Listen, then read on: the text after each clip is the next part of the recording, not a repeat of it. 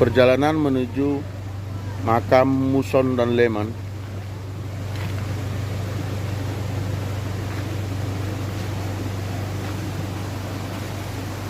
Memorial Martyr Henry Lehman and Samuel Munson.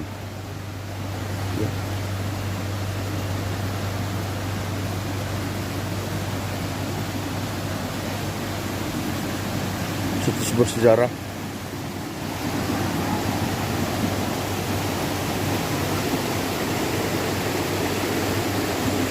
Oh, the view is very good.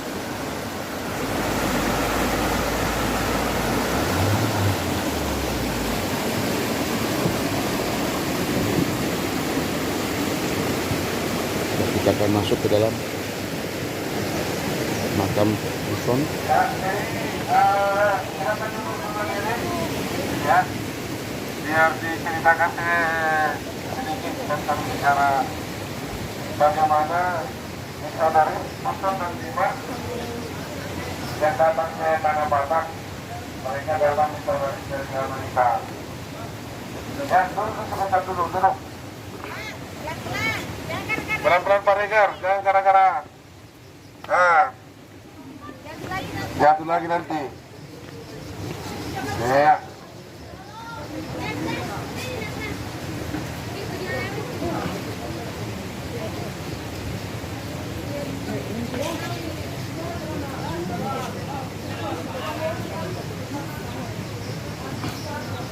Foto kan kamu dulu. Udah ini langsung foto. Langsung foto ini. Iya udah foto. Enggak, berdua sama dia. Dan untuk dia kakak.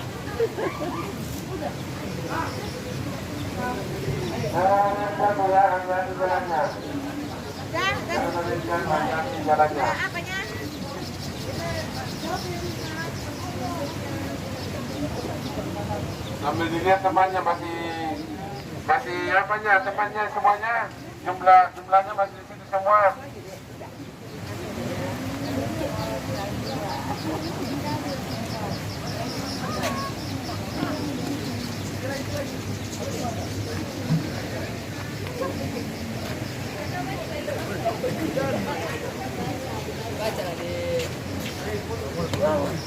Ini jadi luar daripada Munson dia berkebangsaan Amerika.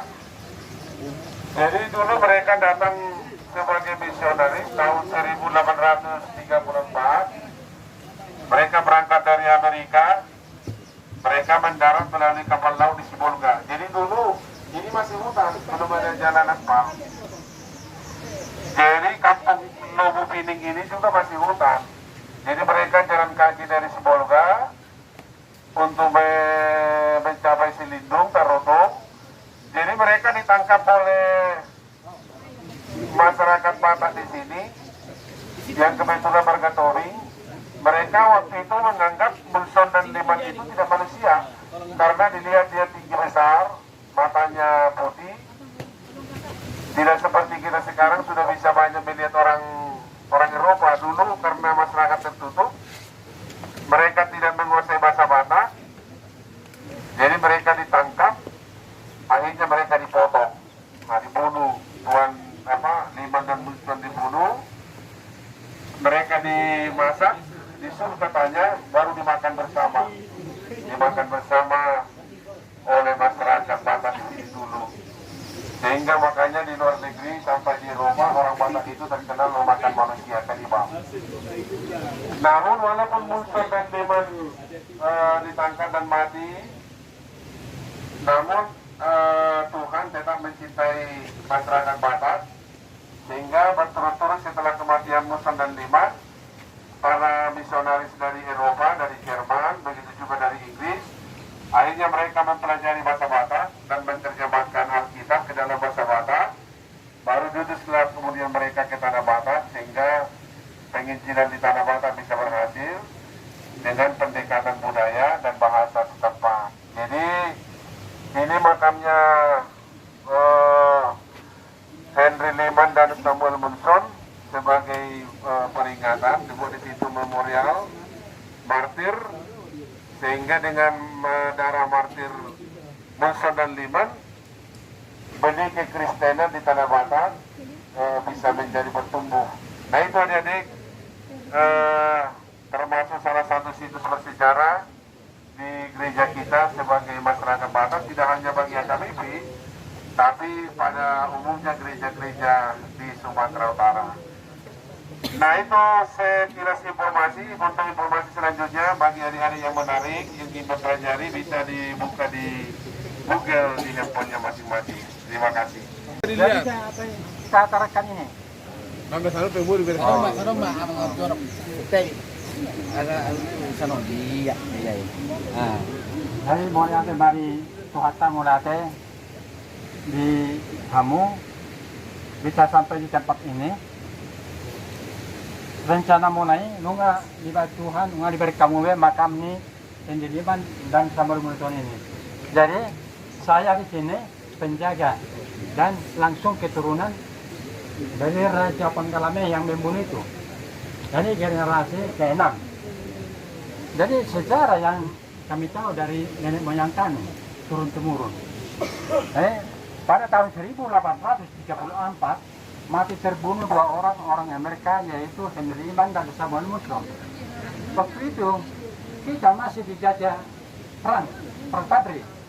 Makanya waktu terjadi perang di Rurah Silindung, dibunuh opung kita dan siapa yang baru lahir dibunuh. Waktu itu kan terjadilah penyakit kolera. Makanya pulanglah penjajah ini ke tempatnya, baru ditinggal di Rurah Silindung. Jadi opung kita setelah itu dibikinlah rapat dan dibikin perjanjian. Kalau berbata putih, mancung hidungnya, lain ngomongnya, itu adalah musuh, harus dibunuh. Karena mengingat opung kita kekejaman perang Padri itu luar biasa. Jadi opung kami lah di sini menjaga musuh, khususnya menjaga musuh bertempat tinggal di atas gereja HKBP yang Lumpining sana. Jadi opung kami sudah tetap menjaga di situ. Kalau datang dari Sibolga, dia opung kami lah menangkap. Ada sebagian di arah Pahai, arah Medan, semua dijaga karena perang itu sulit dihadapi. Jadi Henry Liman dan Samuel Muslim waktu sekolah dan dokter sudah berjanji kalau sudah tamat pendeta harus mengabarkan Injil ke tanah Batak, karena orang Batak tidak mengenal agama. Sebelum Henry Liman datang di Rurah Silindung, sudah datang si Burton dan Ward. Tapi karena dia berkhotbah di Rurah Silindung dan isi khotbahnya itu nalar Roman raja dikitanya raja, salahnya King of King. Jadi opung kita sulit dihadapi. Tidak boleh diatasi kalau raja yang dulu. Hanya raja yang berkuasa. Dipikirnya raja-raja yang datang dari contohnya kampung Medan, contohnya dipikirnya itu. Tadi menyatakan Tuhan Yesusnya. Datanglah Tuhan Yesus. Jadi opung kita diusirnya itu si Burton dan Ward itu. Diusir ke Parakoa. Jadi Henry Liman dan Samuel Muslim sudah tahu kalau orang Batak menemui orang Batak harus ada juru bahasa. Makanya Henry Liman dan Samuel Muslim tamat pendeta tahun 1823. Maka baru setelah tamat dia kawin, nikah sama orang mereka itu. Lahirlah satu anak di Samuel Muslim. Henry Liman belum ada. Jadi ini dua pendeta ini yang diberangkatkan sending dari pasukan Amerika Serikat. Jadi sesudah tanggal yang ditentukan sending, berangkatlah dari Amerika sampai di Batavia.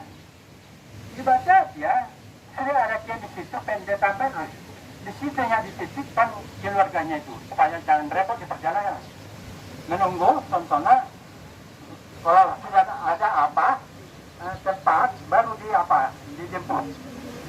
Jadi Henry Lima dan sahabat Muson datanglah dari Jakarta terus ke Bengkulu sampai di Padang. Jadi Henry Lima dan sahabat Muson memang tahu dia kalau menemui orang Batak harus pintar bahasa Batak.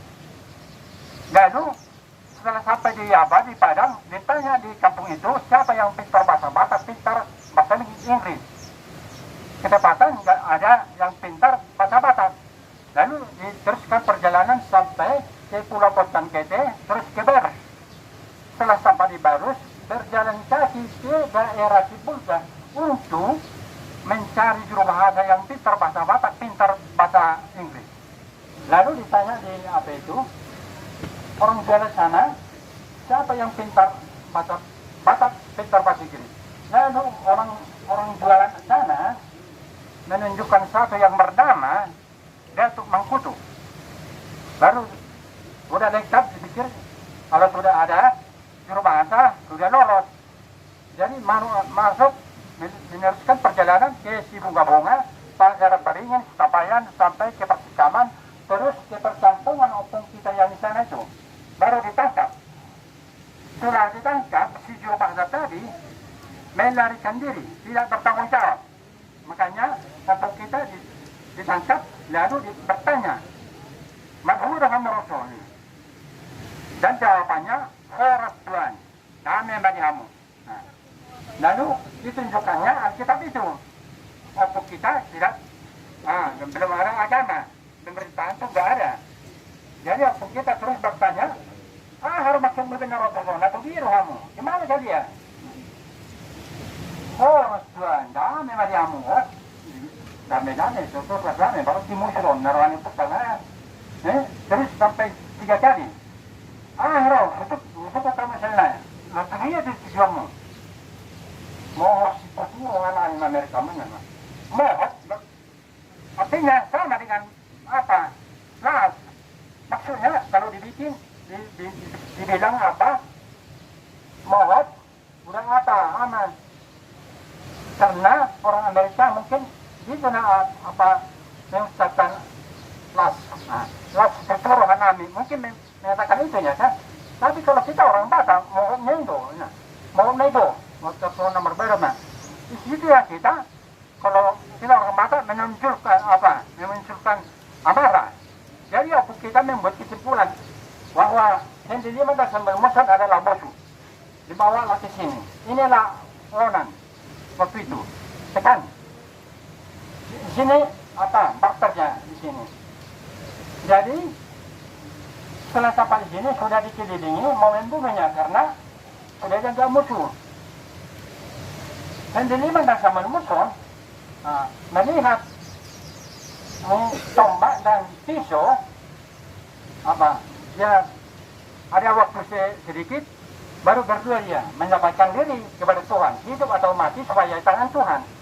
Baru belum amin, sudah ditombak Henry Lima pertama, jadi punggungnya ini. Baru mati dia, dibacok lagi si Henry Lima. Baru raja mengatakan, ini, ditambahkan ini. Karena ingat orang kita ke zaman perang itu, sampai Galang. Jadi, di sinilah Amang Inang, dipanggang, direbus, makan bersamalah di onan ini. Dengan peranan itu ya, sama-sama makan di sini. Jadi hanya tulang-tulangnya tinggal di sini, baru di sinilah ditanam Amang Inang. Inilah daerah Jerman, daerah North Sea, perbatasan antara Jerman dan negara Denmark.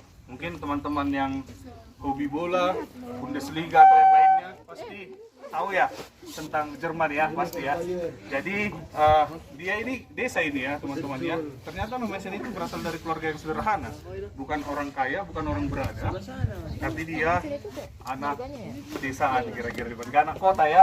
Jadi teman-teman, singkat ceritanya Nomensen ketika masa remajanya dia sangat suka naik kuda, dan ketika itu Nomensen terjatuh dari kuda dan kakinya lumpuh. Dan Nomensen pun berdoa pada Tuhan, jikalau Tuhan sembuhkan kakiku, aku ingin menjadi seorang pemberita firman Tuhan. Jadi itulah nazar Nomensen kepada Tuhan dalam doanya yang ia yakini, dan ternyata tidak lama kemudian Nomensen itu bisa kembali pulih lagi. Dan Nomensen pun akhirnya bersekolah teman-teman. Di usia sekolahnya, Nomensen itu dia bersekolah di sekolah misionaris di Barmen. Sebelum dia diberangkatkan oleh lembaga misi yang memberangkatkan Nomensen, namanya RMG. Gak apa-apa dia bahasa Jermannya, tapi amang bacakan lah ya, amang ceritakan ya. Rens Mission Gesalt namanya, atau namanya sekarang bahasa Inggrisnya UM, dari ganti namanya United Evangelical Mission, berkantor pusat di Wuppertal. Sampai detik ini, sampai hari ini masih ada teman-teman lembaga misi tersebut yang memberangkatkan Nomensen. Jadi ternyata bukan Nomensen yang datang pertama kali ke Tanah Batak teman-teman. Ternyata ada gelombang misionaris. Yang pertama itu adalah Richard Burton dan Nathaniel Ward dari lembaga misi Inggris, Eropa ya. Namun mereka gagal. Ketika itu mereka berangkat dari Batavia atau namanya sekarang Jakarta, dan mereka kembali lagi ke Jakarta, ke Batavia ya teman-teman ya, tahun 1820-an kalau tidak salah.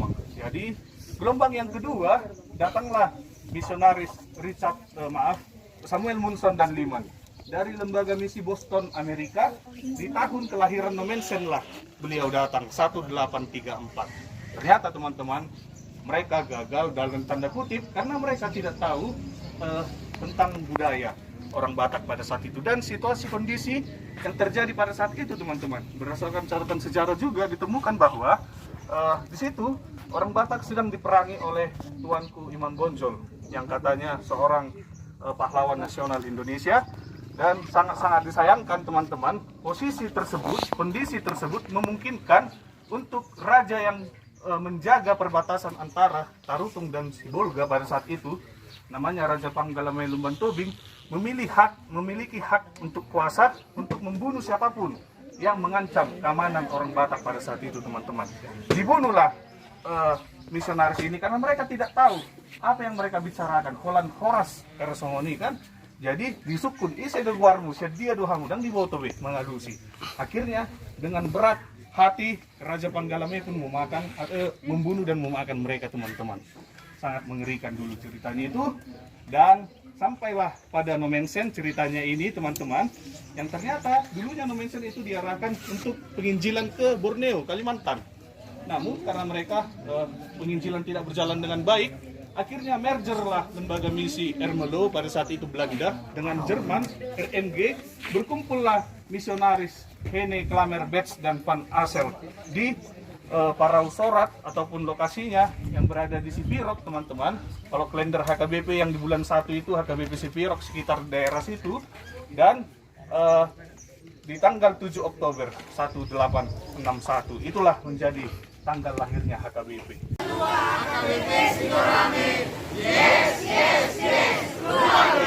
Sahalinai, Parguru Malua, AKBP sudah rame. Parguru Malua AKBP 22 ya.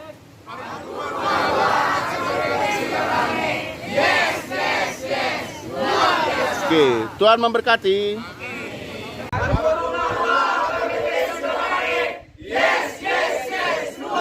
Sahalinai.